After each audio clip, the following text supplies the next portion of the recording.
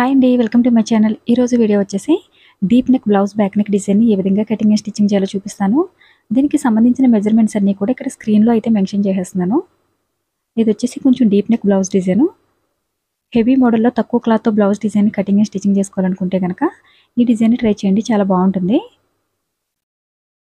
ఒకవేళ మీకు deep నెక్లో design stitching చేసుకోకూడదు అనుకుంటే కనుక నార్మల్ నెక్లో కూడా ఈ డిజైన్ అయితే స్టిచ్చింగ్ చేసుకోవచ్చు. ఇది కొంచెం డీప్ నెక్ కదా, 11 ఇంచెస్కి అయితే మార్కింగ్ చేసుకున్నాను నేను నెక్ డౌన్ వచ్చేసి. ఇప్పుడు ఒక బాక్స్ లాగా డ్రా చేసుకుని ఈ బాక్స్లో స్క్రీన్లో చూపించిన విధంగా డిజైన్ అయితే మార్కింగ్ చేసేసుకోవాల్సి ఉంటుంది. వీడియోకి సంబంధించిన డీటెయిల్స్ అన్నీ కూడా మెన్షన్ చేస్తాను. ఈ డిజైన్ కోసం ఎంత ఫ్యాబ్రిక్ని యూజ్ చేశాను, అలానే డిజైన్కి సంబంధించిన కాస్ట్ ఎంత, ఈ వివరాలన్నీ కూడా చెప్తాను. ఎక్కడ కూడా వీడియోని స్కిప్ చేయకుండా చూడడానికి ట్రై చేయండి. నెక్ చుట్టూ కూడా ఒక 1 ఇంచ్కి అయితే ఈ విధంగా మార్కింగ్ చేసుకోవాలి. ఇలా కంప్లీట్గా మార్కింగ్ చేసేసుకున్న తర్వాత ఇప్పుడు క్యాన్వాస్ పేపర్ని తీసుకుని మనం ఏదైతే డిజైన్ మార్కింగ్ చేసుకున్నామో ఈ డిజైన్ని క్యాన్వాస్ పేపర్ మీద మార్కింగ్ చేసుకోవాల్సి ఉంటుంది. ఎవరైనా మన ఛానల్ ఫస్ట్ టైం చూస్తుంటే సబ్స్క్రైబ్ చేసుకోండి. అలానే పక్కనే ఉన్న బెల్ బటన్ని క్లిక్ చేసి ఆల్ అనే ఆప్షన్ని క్లిక్ చేయండి. ఆల్ ఆప్షన్ క్లిక్ చేసిన వారికి మాత్రమే నోటిఫికేషన్ వస్తుంది. ఇలా కంప్లీట్గా నెక్ చుట్టూ కూడా ఆల్రెడీ మార్క్ చేసి పెట్టుకున్న నెక్ డిజైన్ ఈ విధంగా క్యాన్వాస్ పేపర్ మీదకి మార్కింగ్ చేసేసుకోవాలి. ఇది వచ్చేసి 1 సైడ్ షైనింగ్ ఉంటుంది కదా, షైనింగ్ ఉన్న వైపు మార్కింగ్ చేయకుండా నార్మల్గా రఫ్గా ఉంటుంది ఒక సైడు, ఆ సైడ్ మాత్రమే మార్కింగ్ చేసుకోవాలి. ఈ షైనింగ్ ఉన్న వైపు లైనింగ్ క్లాత్ నుంచే ఐరన్ చేసుకోవాల్సి ఉంటుంది అనమాట. ఇలా 2 సైడ్స్ కూడా డిజైన్ అయితే మార్కింగ్ చేసేస్తున్నాను. మీరు బిగినర్స్ అయితే కనుక 2 సైడ్స్ కూడా డిజైన్ మార్కింగ్ చేసేసుకుని స్టిచ్చింగ్ చేస్తే మీకు నెక్ అనేది చాలా నీట్గా వస్తుంది. ఇలా కంప్లీట్గా మార్కింగ్ చేసేసిన తర్వాత ఇప్పుడు మనకి ఎక్స్ట్రా ఉన్న క్యాన్వాస్ పేపర్ ఏదైతే ఉందో దీన్ని కటింగ్ చేసేసుకోవాల్సి ఉంటుంది. ఇప్పుడు మెయిన్ ఫ్యాబ్రిక్ని తీసేసుకుని మెయిన్ ఫ్యాబ్రిక్ని నేనైతే నెక్ కటింగ్ చేసేస్తున్నాను. మనకి ఇక్కడ మెయిన్ ఫ్యాబ్రిక్ వచ్చేసి చాలా థిక్నెస్ తక్కువగా ఉంది క్లాత్, అందు గురించి నేను బ్యాక్ నెక్ మొత్తం కూడా క్యాన్వాస్ పేపర్ని అయితే స్టిచ్చింగ్ చేస్తున్నాను. బ్యాక్ నెక్ మొత్తం క్యాన్వాస్ పేపర్ని స్టిచ్చింగ్ చేయొచ్చా అని అడుగుతున్నారు. స్టిచ్చింగ్ చేయొచ్చండి, ఏం కాదు. మనకి కొంచెం హెవీగా డిజైన్ కావాలనుకుంటే కనుక కంపల్సరిగా క్యాన్వాస్ పేపర్ని అయితే స్టిచ్చింగ్ చేయాలి. క్యాన్వాస్ పేపర్ స్టిచ్చింగ్ చేయకుండా అయితే కాదు. మనకి క్లాత్ వచ్చేసి బాగా హెవీగా ఉంటే పర్వాలేదు, థిక్నెస్ ఎక్కువగా ఉంటే పర్వాలేదు. క్లాత్ చాలా థిక్నెస్ తక్కువ ఉందనుకుంటే కనుక క్యాన్వాస్ పేపర్ని కంపల్సరిగా యూజ్ చేయాలి. ఇలా కంప్లీట్గా బ్యాక్ పార్ట్ మొత్తం కూడా క్యాన్వాస్ పేపర్ని స్టిచ్చింగ్ చేసిన తర్వాత మనకి ఎక్స్ట్రా ఉన్న క్యాన్వాస్ పేపర్ ఏదైతే ఉందో దీన్ని కటింగ్ చేసేసుకోవాలి.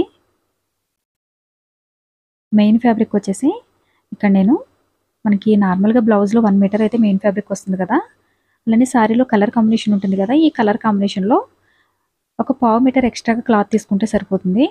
మరీ ఎక్కువైతే అవసరం లేదు. శారీలో డబుల్ కలర్ కాంబినేషన్ ఉంటుంది కదా, మీరు కాంబినేషన్ చూసుకుని ఒక 1/4 మీటర్ ఎక్స్ట్రా క్లాత్ని తీసేసుకుంటే మీకు డిజైన్ మొత్తం వచ్చేస్తుంది అనమాట. దీనికి స్లీవ్స్ కూడా సేమ్ డిజైన్ని స్టిచ్చింగ్ చేసేయచ్చు. ఇప్పుడు నెక్ మిడిల్లో ఉన్న క్యాన్వాస్ పేపర్ని కటింగ్ చేసేసుకుని కార్నర్లో చిన్నగా కటింగ్ చేసుకుంటే మనకి క్లాత్ అనేది అవతల వైపుకి ఫోల్డింగ్ చేయడానికి ఈజీగా ఉంటుంది. అలానే బిగినర్స్ అయితే కనుక ఒకసారి లైనింగ్ క్లాత్ వైపు నుంచి ఐరన్ చేసేయండి. ఐరన్ చేస్తే మీకు నెక్ అనేది చాలా నీట్గా స్టిచ్చింగ్ చేసుకోవడానికి కుదురుతుంది. ఇలా నెక్ చుట్టూ కూడా కంప్లీట్గా స్టిచ్చెస్ వేసేసిన తర్వాత సైడ్ కూడా స్టిచ్చెస్ వేసేసి ఎక్స్ట్రా ఉన్న క్లాత్ ఏదైతే ఉందో దీన్ని కటింగ్ చేసేవాల్సి ఉంటుంది.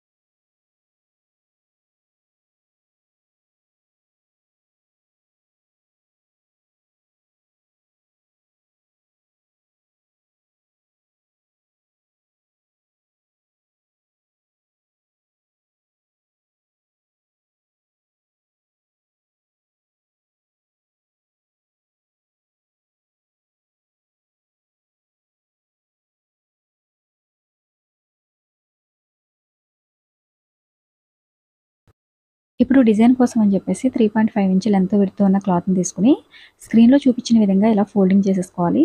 మొత్తం పీసెస్ అన్నింటినీ కూడా ఈ విధంగా స్టిచ్చింగ్ చేసేసుకుని కంప్లీట్గా స్టిచ్చింగ్ చేసేసిన తర్వాత మనకి ఎక్స్ట్రా ఫ్యాబ్రిక్ ఉంటుంది కదా చివర, ఆ ఎక్స్ట్రా ఫ్యాబ్రిక్ని కటింగ్ చేసేసుకోవాలన్నమాట.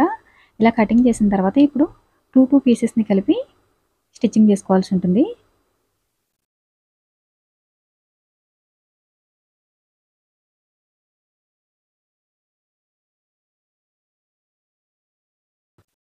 ఇలా టూ పీసెస్ని కలిపి స్టిచ్చింగ్ చేసుకోవాలన్నమాట.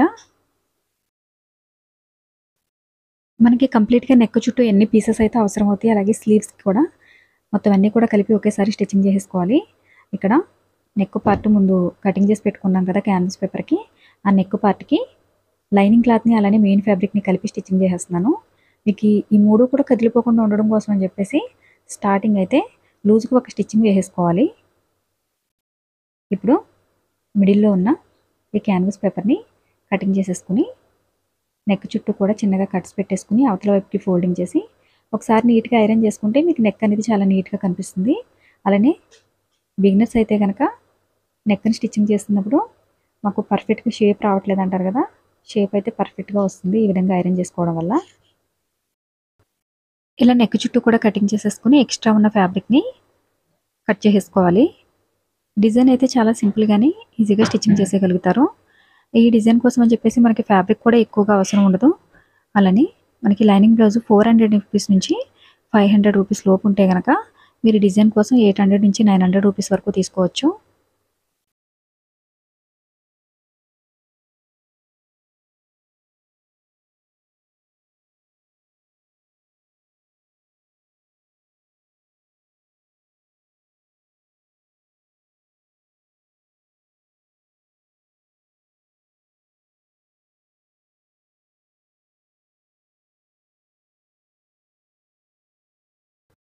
మనం ఆల్రెడీ స్టిచ్ చేసి పెట్టుకున్న ఈ పీసెస్ ఏవైతే ఉన్నాయో వీటన్నింటినీ స్క్రీన్లో చూపించిన విధంగా ఎక్కడ కూడా గ్యాప్ లేకుండా నీట్గా ఈ విధంగా స్టిచ్ చేసేసుకోవాలన్నమాట. 2 సైడ్స్ కూడా ఇదే విధంగా స్టిచ్చింగ్ చేసుకోవాలి.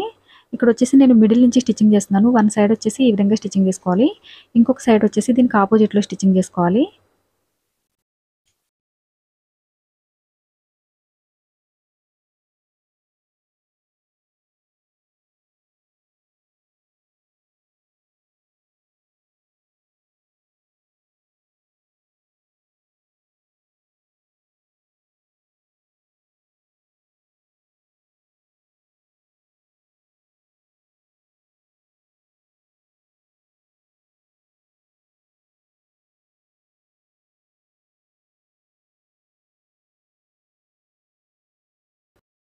టూ సైడ్స్ కూడా డిజైన్ని కంప్లీట్గా స్టిచ్చింగ్ చేసేసిన తర్వాత మన బ్యాక్ పార్ట్ని మిడిల్ నుంచి స్టిచ్చింగ్ చేయాలన్నమాట. మిడిల్ నుంచి స్టిచ్చింగ్ చేస్తే మనకి ఫ్యాబ్రిక్ అనేది అంత ఎక్కువగా మిగిలిపోకుండా కరెక్ట్గా వచ్చేస్తుంది. ఇది స్టిచ్చింగ్ చేసేటప్పుడు మనకి క్లాత్ కొంచెం ఎక్స్ట్రా మిగిలిపోతే షోల్డర్ దగ్గర కటింగ్ చేసేసుకోవాల్సి ఉంటుంది. ఒక్కొక్కసారి క్లాత్ మిగిలిపోతుంది, ఒక్కొక్కసారి మనకి కరెక్ట్గానే ఉంటుంది. కాకపోతే క్లాత్ని కొంచెం లాగినట్లుగా కాకుండా జాగ్రత్తగా స్టిచ్చింగ్ చేసుకుంటే మనకి క్లాత్ మిగిలే ఛాన్స్ ఉండదు.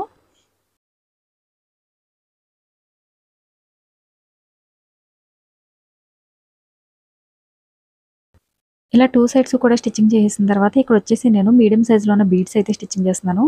మీకు బీడ్స్ ఇష్టమైతేనే స్టిచ్చింగ్ చేసుకోండి, లేదంటే స్కిప్ చేసేయండి. నేనైతే మీడియం సైజులో ఉన్న బీడ్స్ని అయితే స్టిచ్చింగ్ చేసేస్తున్నాను. స్క్రీన్లో చూపించిన విధంగా ఫ్యాబ్రిక్ని అయితే ఈ విధంగా ఫోల్డింగ్ చేసుకోవాల్సి ఉంటుందన్నమాట. ఇలా ఫ్యాబ్రిక్ని ఫోల్డింగ్ చేసుకుని నీట్గా మొత్తం టూ సైడ్స్ కూడా బీడ్స్ని అయితే స్టిచ్చింగ్ చేసుకోవాలి.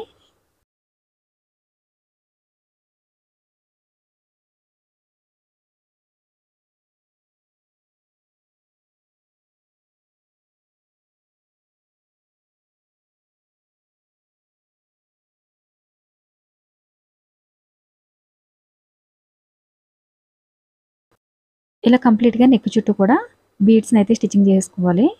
వీడియో నచ్చితే కనుక లైక్ చేయండి. అలానే ఎవరైనా మన ఛానల్ ఫస్ట్ టైం చూస్తుంటే సబ్స్క్రైబ్ చేసుకోండి. Thanks for watching.